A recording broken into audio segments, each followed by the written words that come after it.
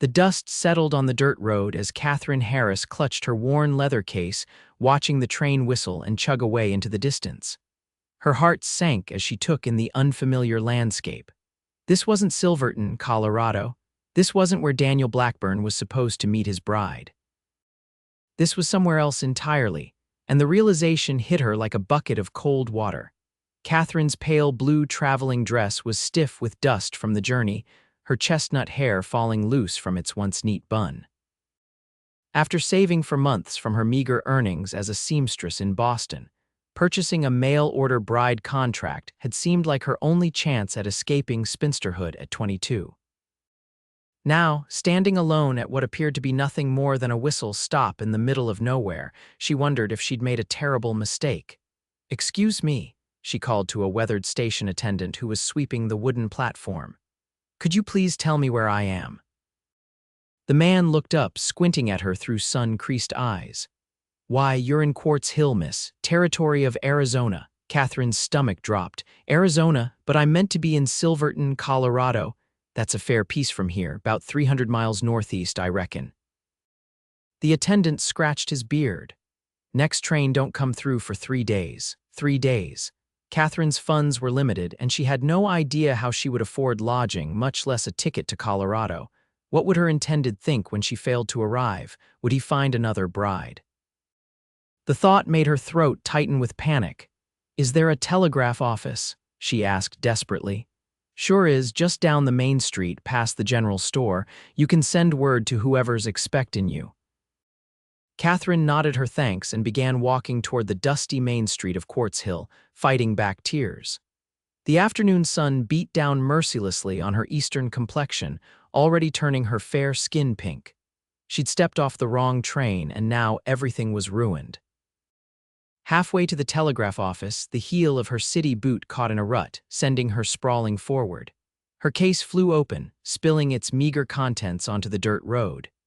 A handwritten letter from Daniel Blackburn, a small portrait of her parents, and her few possessions scattered before her. "Whoa there! Are you all right, madam?"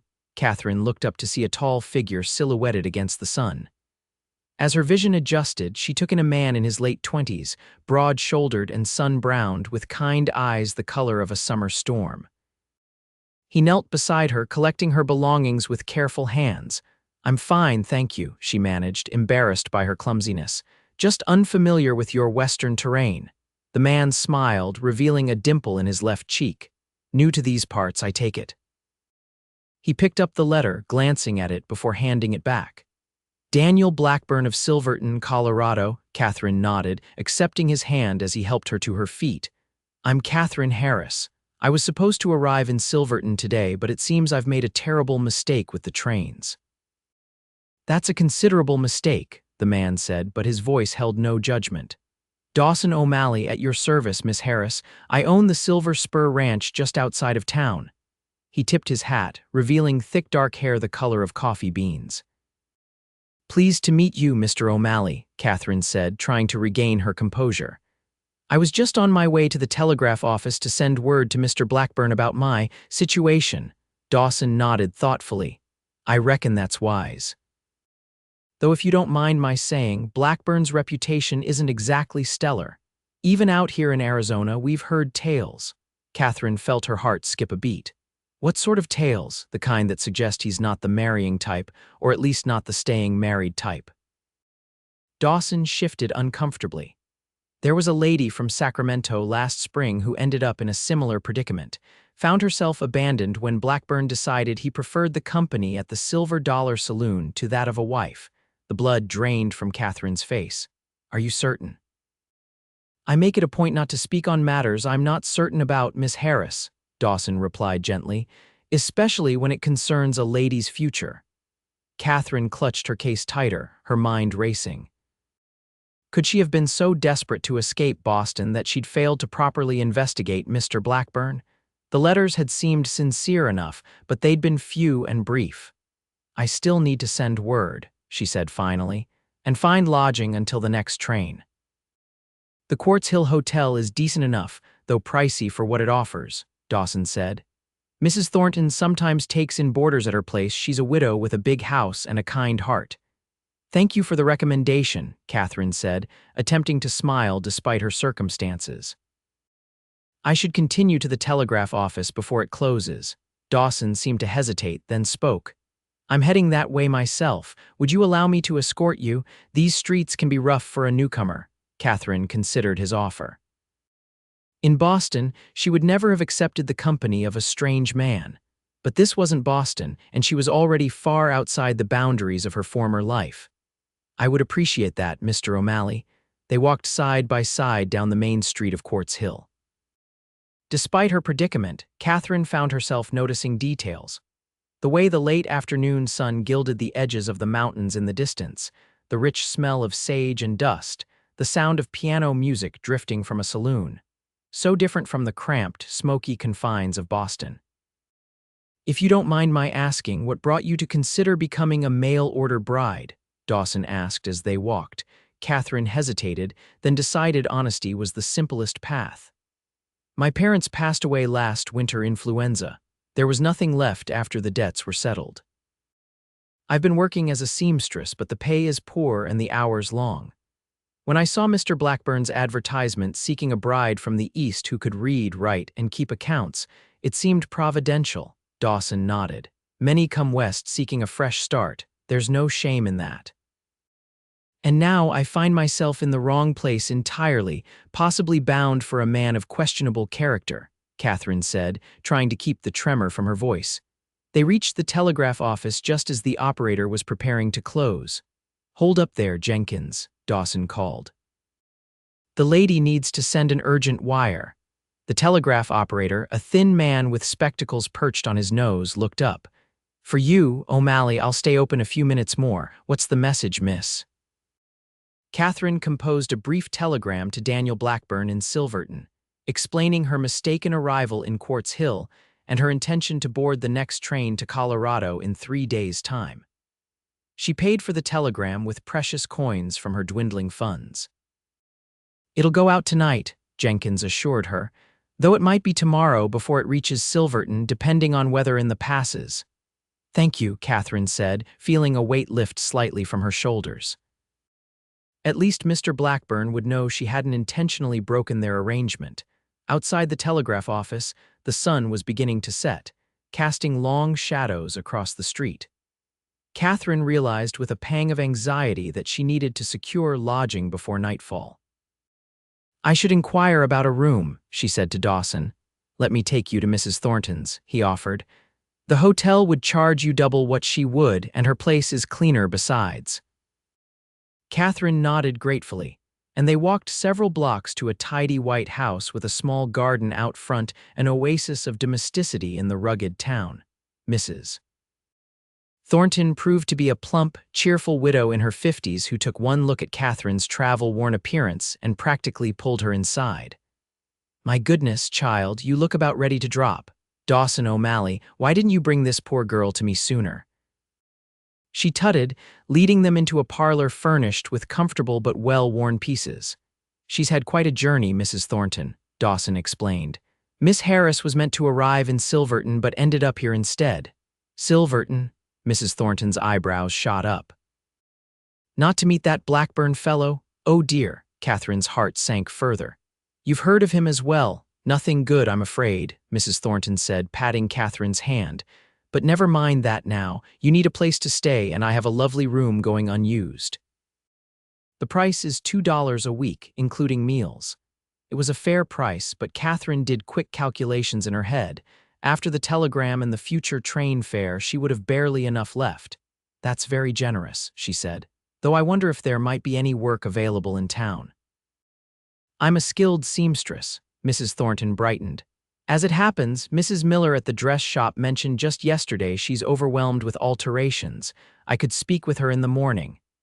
I would be most grateful, Katherine said, relief washing over her. Dawson, who had remained standing by the door, cleared his throat.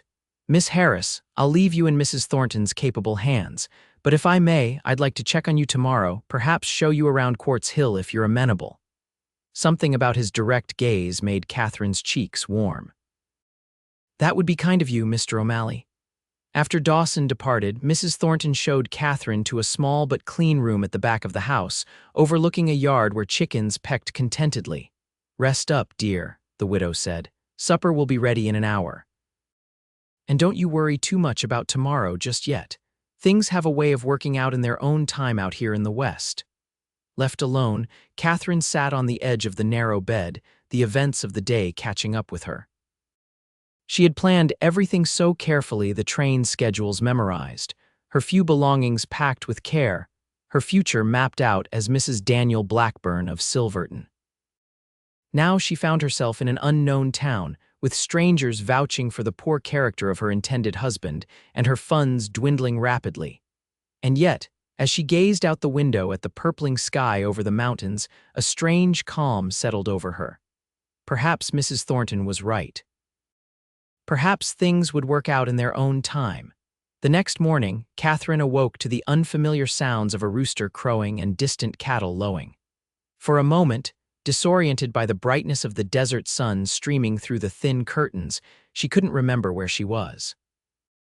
Then it all came flooding back: the wrong train, Quartz Hill, Dawson O'Malley's warning about Daniel Blackburn. She dressed quickly in her second-best dress, a modest navy blue with white cuffs that she'd sewn herself. After a hearty breakfast with Mrs. Thornton, the widow escorted her to Miller's dress shop on Main Street, where the proprietress, a harried-looking woman in her 40s, nearly cried with relief upon hearing Katherine was an experienced seamstress. "I've 3 wedding dresses to alter, countless Sunday best garments to adjust, and the mayor's wife wants an entirely new wardrobe before their trip to San Francisco next month," Mrs. Miller explained, leading Katherine to a workroom in the back of the shop. "Can you start today? I can pay 30 cents a day, plus commission on any designs of your own that sell." It was less than she'd earned in Boston, but the cost of living was surely lower here. "I would be delighted," Katherine said, already assessing the pile of garments awaiting attention. By midday, she had completed alterations on 2 dresses and was halfway through a third when the bell above the shop door jingled. Through the curtains separating the workroom from the main shop, she heard Dawson O'Malley's deep voice. "Afternoon, Mrs. Miller. I'm looking for Miss Harris." "In the back," Mrs. Miller called. "And mind you don't keep her too long, she's the answer to my prayers." Dawson appeared in the doorway, hat in hand, looking freshly shaved and wearing a clean blue shirt that brought out the gray in his eyes. "Miss Harris," he greeted her with a smile. "I see you've found employment already," Katherine set aside her sewing. "Mrs. Thornton was kind enough to make the introduction. Mrs. Miller needed the help and I needed the work." "I promised you a tour of our fair town," Dawson said. "I thought we might start with lunch at Maggie's Cafe. Best apple pie west of the Mississippi, or so she claims." Katherine hesitated, glancing at her work. "I shouldn't take too long." "Go on," Mrs. Miller urged from behind Dawson. "You've done more this morning than my last girl did in a week. Half an hour won't hurt." Outside, the September sun was high and hot, but a pleasant breeze made it bearable. Dawson offered his arm, and after a moment's hesitation, Katherine took it. They strolled down the boardwalk, Dawson pointing out the various establishments. "That's Doc Freeman's place, best physician in the territory, though he's getting on in years. Next to it is the law office. Sheriff Barton keeps the peace, more or less. The Silver Dollar Saloon is at the end of the street, best avoided by respectable ladies." He grinned down at her. "Though I hear tell the new schoolteacher went in there last week to drag out the blacksmith's apprentice. Caused quite a stir." Katherine couldn't help but laugh.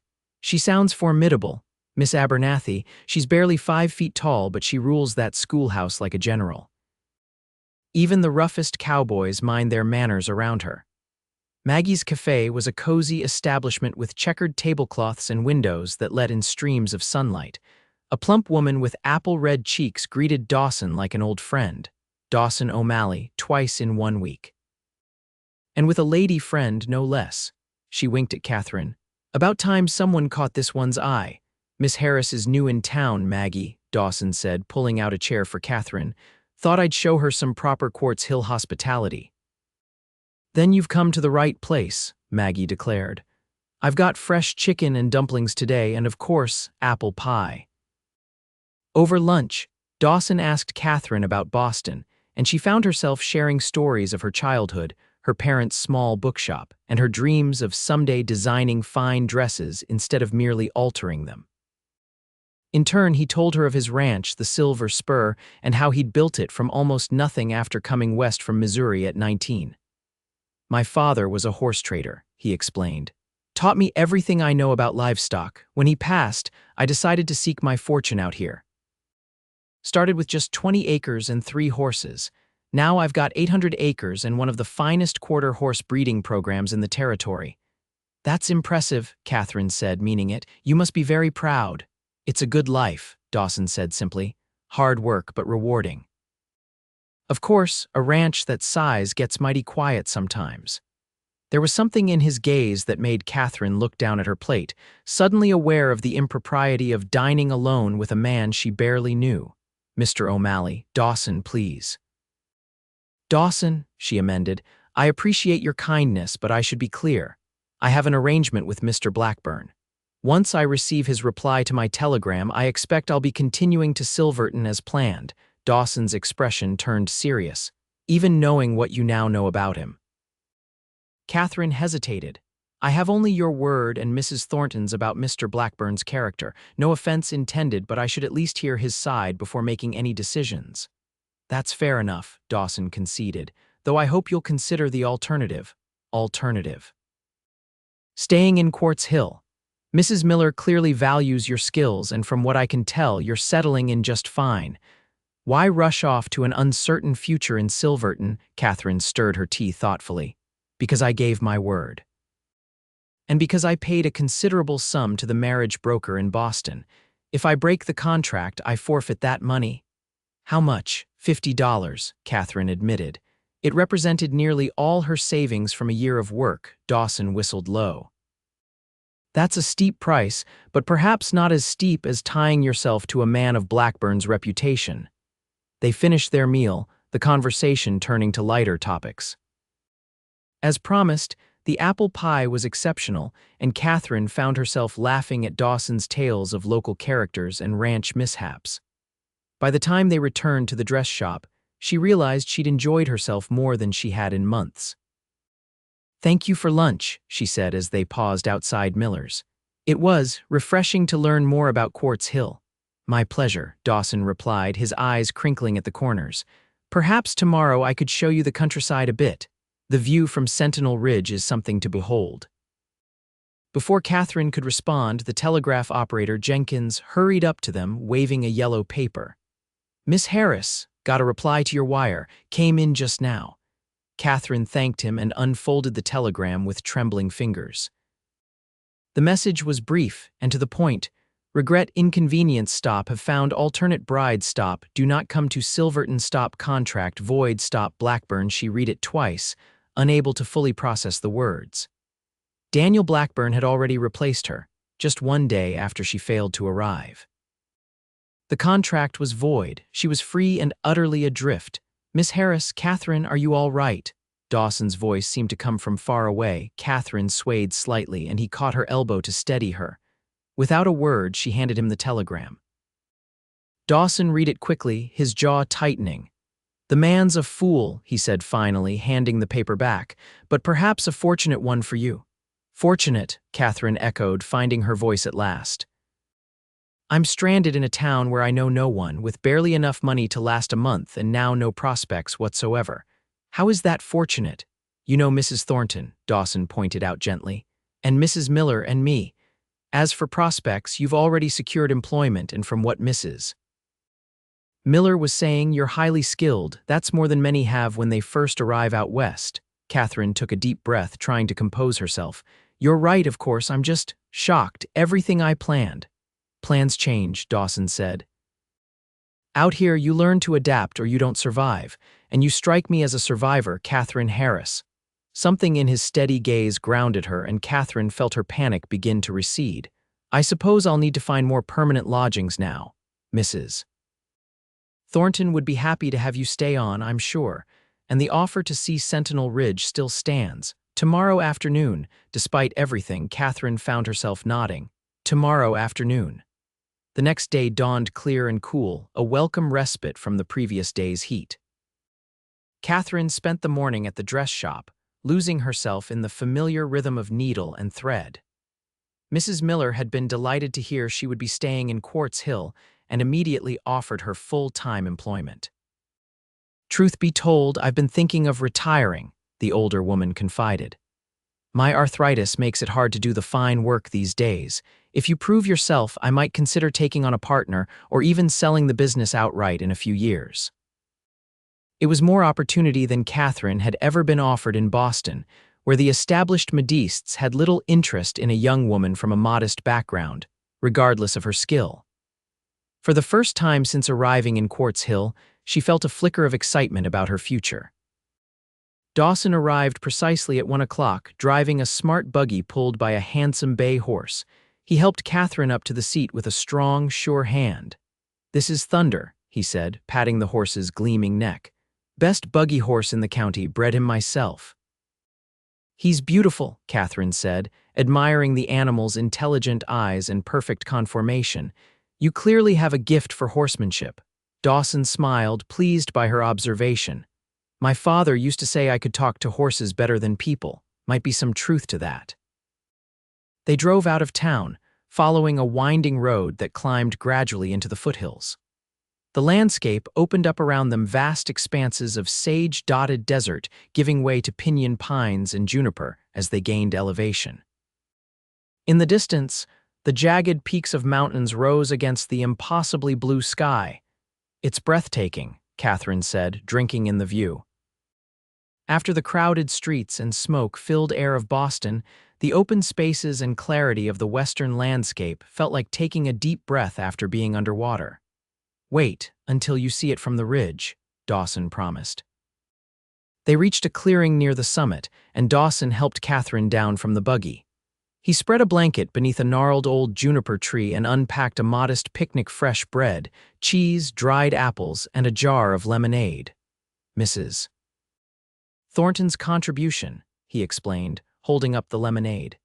"She insisted we couldn't have a proper picnic without it." As they ate, Katherine found herself telling Dawson about her childhood dreams of becoming a famous designer, creating gowns for society ladies in New York or even Paris. "What stopped you?" he asked. "Reality," she replied with a small smile. "My parents' illness, then their deaths. The shop had to be sold to pay debts. I was fortunate to find work as a seamstress, but it was clear I'd never advance further in Boston." "And so you answered Blackburn's advertisement." Katherine nodded. "It seemed the only way to start fresh. I knew it was a risk, but I told myself that even a difficult marriage would be better than slowly withering away in that sewing room." "A marriage should be more than just an escape," Dawson said quietly. "It should be a partnership, a sharing of burdens and joys alike." "Is that why you've never married?" Katherine asked boldly, then immediately regretted her forwardness. "Forgive me, that was impertinent." But Dawson didn't seem offended. "It's a fair question. And yes, that's part of it. I've been too busy building the ranch to court properly. And to be honest, most of the eligible ladies in these parts are looking for a wealthy banker or mine owner, not a man who smells of horse most days."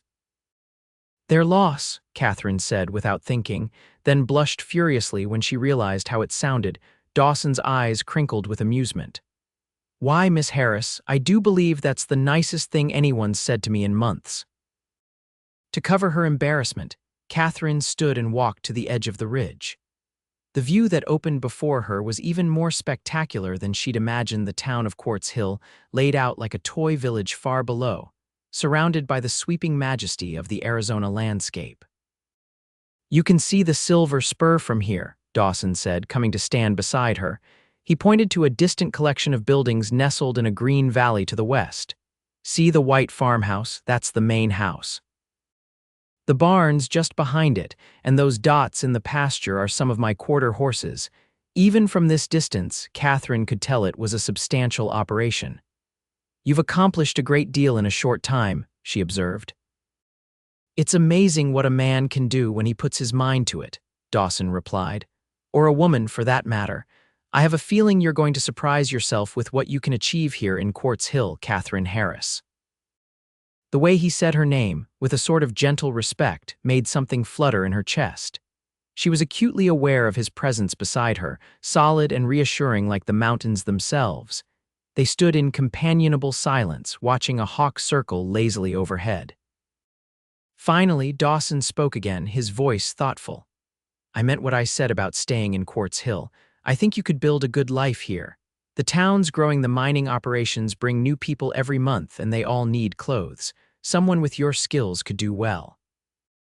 "I'm beginning to see that," Katherine admitted, "though I'm still adjusting to the idea that my plans have changed so completely." "Sometimes the best things in life are the ones we didn't plan for," Dawson said, his eyes meeting hers with an intensity that made her breath catch. The moment was broken by a distant rumble of thunder. They both looked up to see dark clouds gathering over the distant mountains. "We should head back," Dawson said reluctantly. "These summer storms can move in quickly, and I'd rather not be caught on the ridge." They packed up the picnic hastily and had just started down the road when the first fat raindrops began to fall. Within minutes, the drizzle turned into a downpour, and despite Dawson's efforts to urge thunder to a faster pace, they were both soaked through by the time they reached the outskirts of town. "My place is closest," Dawson shouted over the rain. "We can dry off there before I take you back to Mrs. Thornton's." Katherine hesitated only briefly before nodding her agreement. The rain was coming down in sheets now, and the thought of riding all the way through town in this deluge was unappealing. Dawson's home turned out to be a modest but well-kept cabin on the edge of town.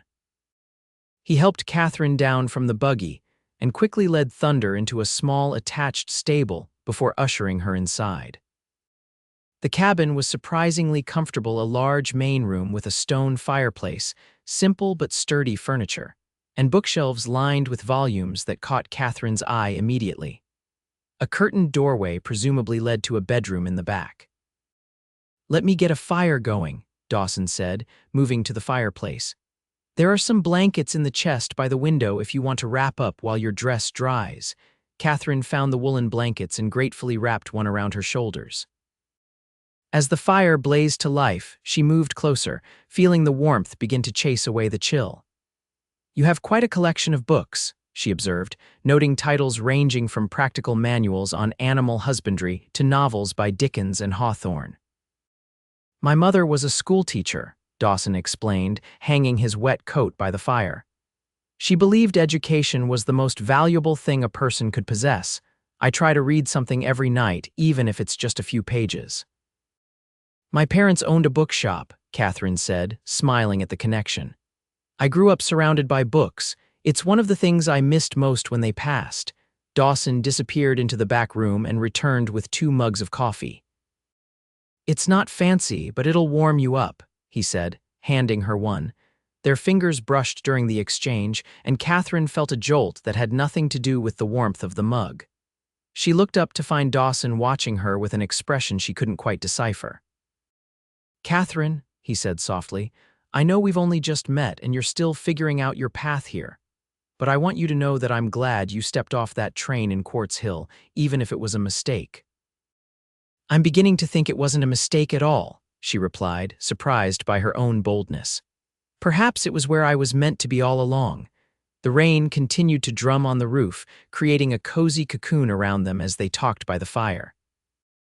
Dawson told her more about his dreams for the ranch, his hopes to establish a breeding line that would be sought after throughout the West. Katherine shared her ideas for designs that would combine Eastern fashion with Western practicality. "Ladies out here want to be stylish too," she explained, warming to her subject. "But the dresses sent from back east aren't practical for life on the frontier. I've been thinking about designs that would allow for more movement, perhaps with sturdier fabrics, while still maintaining elegance."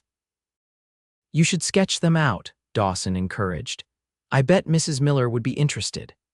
By the time the rain eased, they had spent over 2 hours in conversation, discovering a shared love of literature, a common value of hard work, and a mutual desire to build something lasting in the West.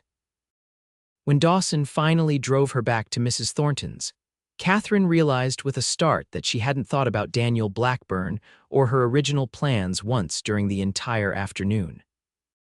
Over the next 2 weeks, Katherine threw herself into work at the dress shop, quickly proving her worth to Mrs. Miller.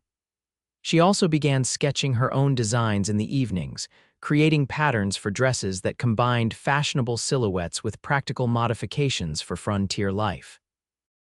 Dawson called on her regularly, sometimes taking her for drives to show her more of the countryside, other times simply escorting her to dinner at Maggie's cafe. On Sundays, he joined her at the small white church in the center of town, sitting beside her in the pew with a quiet dignity that drew appreciative glances from other unmarried women in the congregation. Katherine found herself looking forward to these encounters with an eagerness that both thrilled and frightened her. It was too soon, she told herself. She barely knew him, and yet she felt she'd known him all her life. Mrs. Thornton watched their budding relationship with obvious approval. "That boy's been waiting for someone like you," she told Katherine one evening as they sat on the porch shelling peas. "Someone with spirit and intelligence to match his own." "We're just friends," Katherine protested, though her blush betrayed her. "Hum," Mrs. Thornton hummed skeptically. "And I'm the Queen of England." On a crisp October day, nearly a month after Katherine's arrival in Quartz Hill, Dawson invited her to visit the Silver Spur Ranch properly. "I'd like you to see it," he said simply, "if you're willing." Katherine agreed eagerly, curious to see the operation he spoke of with such pride. They set out early on a Saturday morning, Dawson driving a larger wagon this time to accommodate the supplies he needed to bring back to the ranch.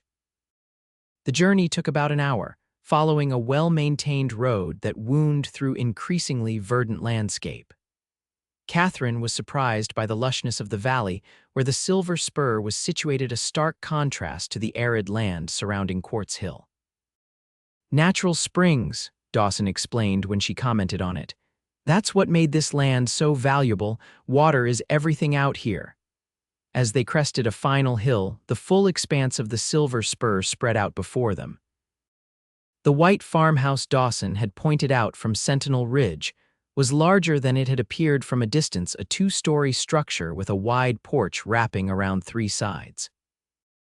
Behind it stood a massive red barn, several outbuildings and corrals filled with horses of various colors, all bearing the unmistakable, compact, powerful build of quarter horses. "It's wonderful," Katherine breathed, taking in the scene. "Truly, Dawson, you've built something remarkable here." He smiled, clearly pleased by her reaction. "Wait until you see inside." The wagon rattled down the drive, and Katherine noticed several men working in the corrals who raised their hands in greeting as they passed. Dawson returned the waves, calling out names Miguel, Charlie, Joshua with easy familiarity. "My ranch hands," he explained. "Good men, all of them, couldn't run this place without them."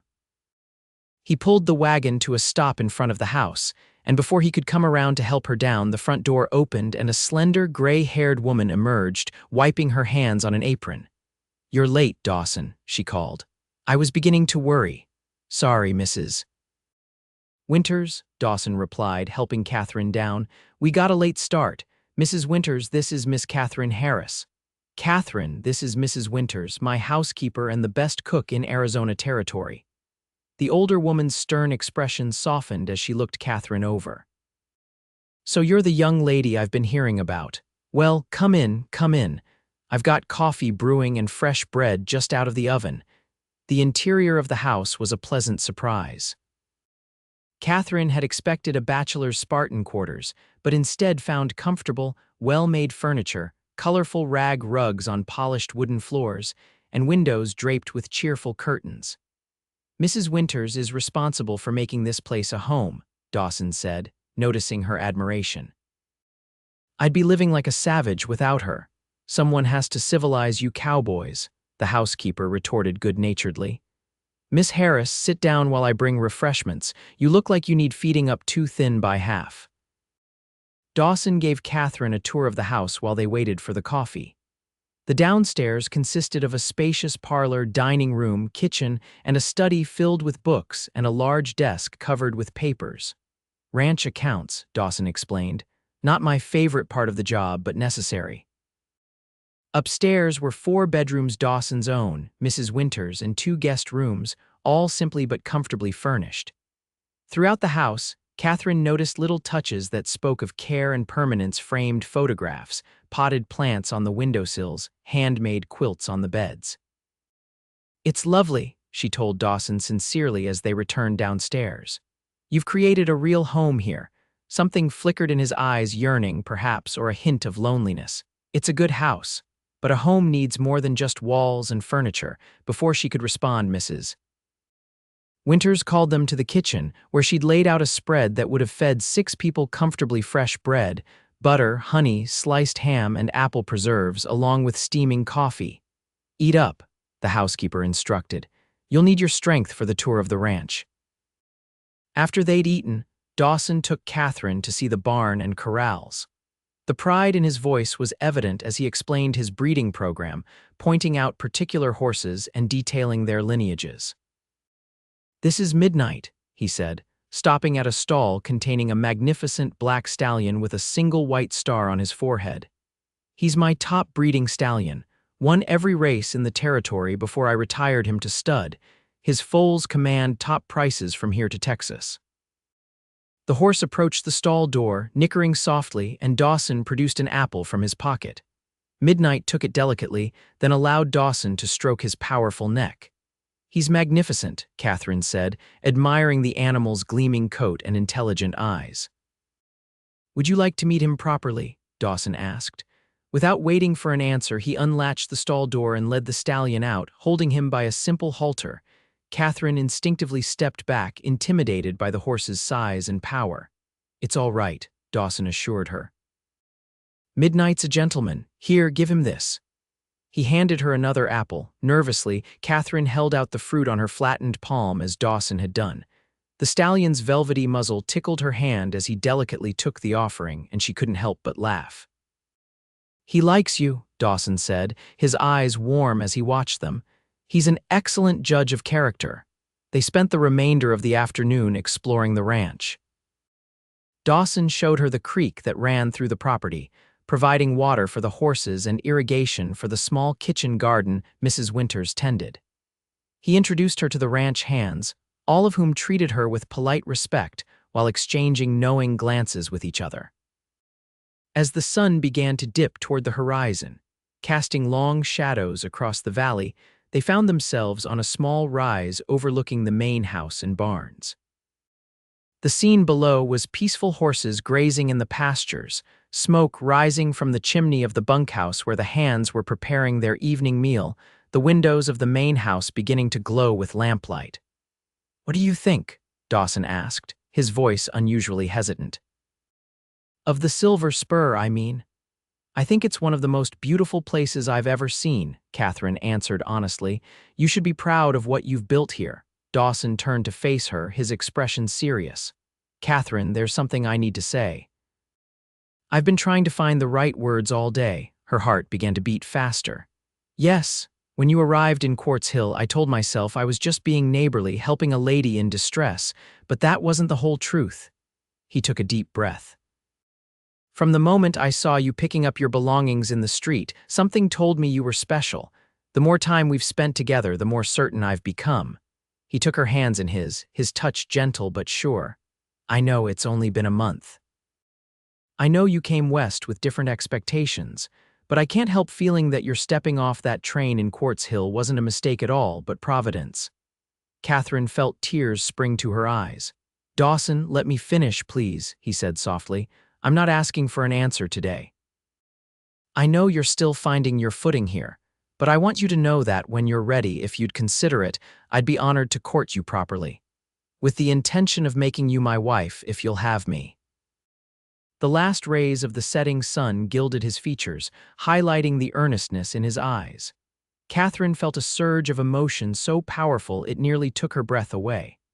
"I stepped off that train thinking I'd made the worst mistake of my life," she said finally. "But standing here now, I can only think it was the best thing that ever happened to me." Dawson's face lit up with hope. "Is that a yes to courting, Miss Harris?" Katherine smiled through her tears. "It's a yes, Mr. O'Malley." With infinite tenderness, Dawson raised her hand to his lips, pressing a kiss to her knuckles. "I'll do my best to be worthy of you," he promised. As they walked back to the house hand in hand, Katherine marveled at the twist of fate that had brought her to this place, to this man. She had stepped off the wrong train, but somehow found herself exactly where she was meant to be. The courtship that followed was both proper and passionate. Dawson called on Katherine regularly at Mrs. Thornton's, bringing small gifts, a book of poetry, wildflowers gathered on the range, once a length of fine blue silk that matched her eyes perfectly. "For your first original dress design," he explained when she protested it was too extravagant. "Mrs. Miller told me you've been working on something special." Indeed, Katherine had been developing her own line of designs, which Mrs. Miller had enthusiastically agreed to feature in the shop. The first dress, a practical yet elegant day dress with cleverly concealed pockets, and a skirt that allowed for ease of movement without sacrificing style, sold within days of being displayed in the window. "You've got a gift," Mrs. Miller told her. "And customers are asking when you'll have more designs ready." By Christmas, Katherine had established herself as not just a skilled seamstress but a promising designer. Her Prairie Elegance line, as Mrs. Miller had dubbed it, was gaining popularity among the ladies of Quartz Hill and even drawing customers from neighboring towns. Dawson, true to his word, courted her with patience and respect. They attended church together every Sunday, followed by dinner at Mrs. Thornton's or occasionally at the Silver Spur.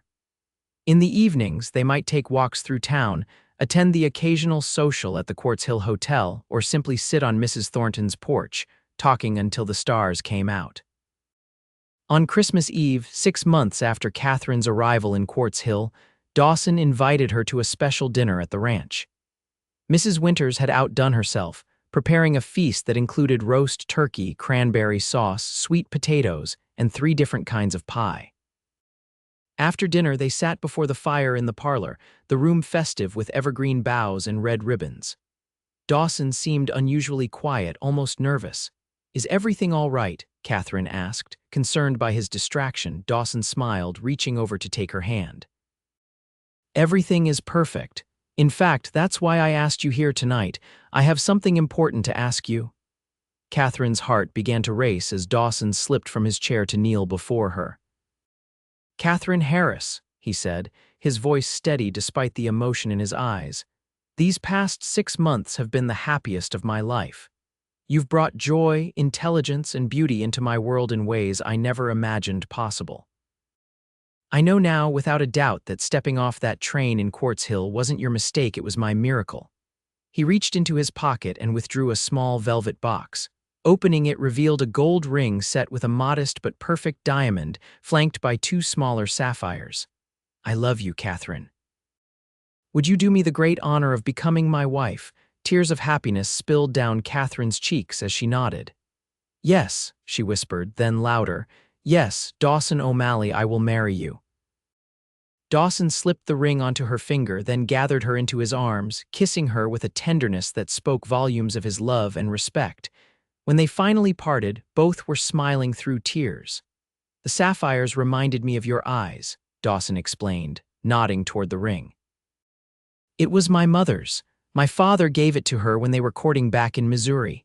"It's beautiful," Katherine said, admiring the way the stones caught the firelight. "I'll treasure it always." They were married on a bright May morning in 1873, with the entire town of Quartz Hill in attendance. Mrs. Thornton wept openly as Katherine walked down the aisle of the little white church, resplendent in a gown of her own design, ivory silk with delicate lace at the collar and cuffs, and a train that whispered across the wooden floor. Dawson waited at the altar, looking handsome and slightly awestruck in a new black suit. When the minister asked who gave this woman in marriage, it was Mrs. Miller who stood, representing the community that had embraced Katherine as one of their own. The reception was held at the Silver Spur, with tables set up on the lawn beneath flowering apple trees. There was music from a fiddle and banjo, dancing on a wooden platform built specially for the occasion, and enough food to feed twice the number of guests, thanks to Mrs. Winters' efforts. As the celebration continued into the evening, Dawson led his bride away from the crowd, down a path to the creek where they had walked during her first visit to the ranch. "Happy, Mrs. O'Malley?" he asked, drawing her into his arms. Katherine smiled up at him, her heart full to bursting. "Happier than I ever dreamed possible," she replied truthfully. "I was thinking," Dawson said, tucking a loose strand of hair behind her ear, "that we might convert the small bedroom next to the study into a workroom for you. Somewhere you can design your dresses without having to go into town every day." Katherine's eyes widened in surprise. "But what about my position at Mrs. Miller's?" "She mentioned she's thinking of retiring soon," Dawson said. "Maybe you could work out an arrangement design from home and have her sell your creations in the shop. Or perhaps someday open your own shop in town." "You've been planning this," Katherine accused, though her smile betrayed her pleasure at his thoughtfulness. "I want you to have your dreams, Katherine," Dawson said simply. "All of them. The ranch, a family, and your designs. I don't see why you can't have everything you desire." Katherine kissed him then, beneath the canopy of stars, marveling at the journey that had brought her to this place, this man, this life. "I already do," she whispered against his lips. The years that followed brought changes and challenges, as all years do. Katherine's design business flourished, eventually growing into a small but successful enterprise that supplied dresses to shops as far away as Denver and San Francisco. When Mrs. Miller retired as planned, Katherine and Dawson purchased the shop in town, renaming it Harris Designs and hiring 2 apprentice seamstresses to help meet the growing demand. The Silver Spur prospered under Dawson's careful management, expanding to include cattle as well as horses. Their breeding program gained national recognition, with buyers coming from as far as Kentucky to purchase O'Malley quarter horses. In the spring of 1875, their family grew with the birth of their son, Michael Thomas O'Malley, a sturdy boy with his father's dark hair and his mother's blue eyes. 2 years later, they welcomed a daughter, Elizabeth Rose, who from her earliest days showed signs of her mother's creativity and her father's determination. Through it all, Katherine and Dawson maintained the partnership they had begun that day on Sentinel Ridge, sharing burdens and joys, supporting each other's dreams, and building a life rich with purpose and love. On a warm September afternoon in 1883, 10 years after Katherine had stepped off the wrong train in Quartz Hill, she sat on the porch of their home, watching Dawson teach 7-year-old Michael how to gentle a young colt. 5-year-old Elizabeth sat at her feet, solemnly arranging scraps of fabric into patterns only she understood. Mrs. Winters emerged from the house, carrying a telegram. "Just arrived from town," she said, handing it to Katherine. Katherine opened it curiously, then let out a small gasp. "It's from Daniel Blackburn," she told Mrs. Winters. The housekeeper raised her eyebrows in surprise. "After all this time, what does he want?" Katherine read the telegram aloud. "Passing through Quartz Hill, stop, heard of your success, stop, would like to apologize in person, stop, arriving Tuesday, stop, Blackburn." "Well, I never," Mrs. Winters huffed. "The nerve of that man." Katherine folded the telegram thoughtfully. "I think I'll receive him," she decided. "After all, if not for his rejection, I might never have found my true place." When Tuesday came, Katherine received Daniel Blackburn in the parlor of the home she shared with Dawson. The man was not what she had expected, older than his letters had implied, with a weathered face and tired eyes that spoke of hard living. "Miss Harris, or rather, Mrs. O'Malley now, I understand," he greeted her awkwardly. "Mr. Blackburn," Katherine acknowledged with a polite nod. "Please sit down." He perched uncomfortably on the edge of a chair. "I wanted to apologize," he said without preamble, "for my behavior 10 years ago. It was ungentlemanly." "It was," Katherine agreed calmly, "but as it happens, it was also the greatest favor anyone has ever done me." Blackburn looked surprised. "I don't understand." "If you had honored our arrangement, Mr. Blackburn, I would have gone to Silverton and become your wife. Instead, I found my way here to a life and a love beyond anything I could have imagined." She smiled, her confidence evident in every line of her bearing. "So while your actions were indeed ungentlemanly, I can only be grateful for the outcome." Blackburn nodded slowly, a rueful expression crossing his face. "You've done well for yourself." Your dress designs are known even in Silverton now. And you, Mr. Blackburn, did you find happiness with your alternate bride?" He looked away. "She left after 6 months. I've not been fortunate in matters of the heart." Katherine felt a moment of pity for the man, but no regret. "I hope you find peace, Mr. Blackburn." After he had gone, Dawson found Katherine still sitting in the parlor, a thoughtful expression on her face. "Are you all right?" he asked, sitting beside her and taking her hand. Katherine smiled, leaning her head against his shoulder. "I was just thinking about fate and wrong trains and how sometimes our greatest mistakes lead us exactly where we're meant to be." Dawson pressed a kiss to her temple. "I thank God every day that you stepped off that train in Quartz Hill," he murmured. "Best mistake anyone ever made." Katherine laughed, turning to face the man who had become the center of her world. "The only mistake would have been getting back on," she said, and kissed him soundly. Outside, the sun began its descent toward the mountains, casting golden light across the valley of the Silver Spur Ranch. In the corral, Michael was showing his sister how to offer an apple to a gentle mare. From the kitchen came the comforting sounds of Mrs. Winters preparing dinner. And in the parlor, Katherine and Dawson O'Malley held each other close, grateful for the twist of fate that had brought them together, a mail-order bride who had stepped off the wrong train and the right cowboy who had found her anyway.